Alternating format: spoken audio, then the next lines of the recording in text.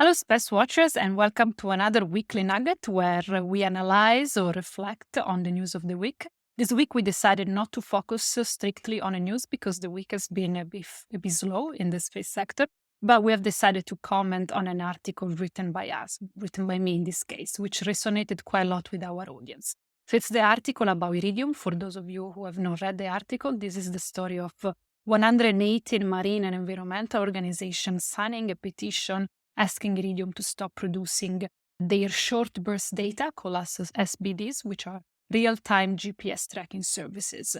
Because SBDs are used in models, are used in a tool called dFADs, which is short for drifting fish aggregating devices, which are fishing tools scientifically proven to be extremely harmful to the environment.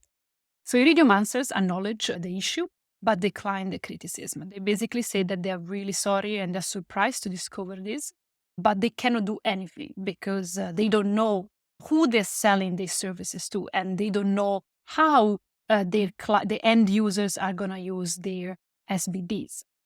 And this is true. I personally interviewed Iridium via email, and Iridium explained me that it's a wholesale satellite network operator with hundreds of partners companies around the world.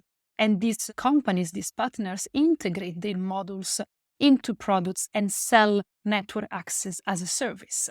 So it is true that Iridium, or maybe any satellite service provider, cannot actually control who they're selling their products to and how such services are used. But is this enough to say that space doesn't have a responsibility? This is an industry which for years has been trying to build a reputation of tool for humanity, tool for change, tool for a better planet, space for climate. I've personally attended at least 3 conferences in the past 12 months, all focused on how space is good for the environment, what space can do for climate, what space can do for the SDGs. If you read the Iridium Environmental Sustainability Policy Statement, which I've linked in the article, it states that, and I'm quoting here, environmental sustainability at Iridium means conducting our business in a manner that acknowledges, measures, and takes responsibility for our direct and indirect impacts on the environment.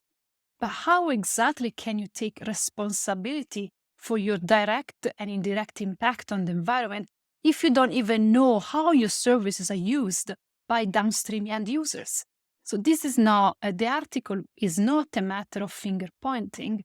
I completely agree that a device or a service cannot simply be cancelled or stopped because it's not the technology itself, of course, that makes the device troublesome. It's how it's used. However, it is about recognition of foreseeable harm along the chain and prevention through regulation, through commitment. I believe it is incumbent upon the satellite operator to have an agreed policy for end users that doesn't contradict their own environmental policy, because we have an environment that is an extremely critical situation. We have a climate crisis. So these nuances in the chain of responsibility, and this is the key, the chain of responsibility need to be addressed, need to be regulated. We cannot just ignore them. So if you want to read the article, sign up for our newsletters or visit our website. And in the meantime, I will see you next week with another Space Nuggets. Space Watch out. Ciao.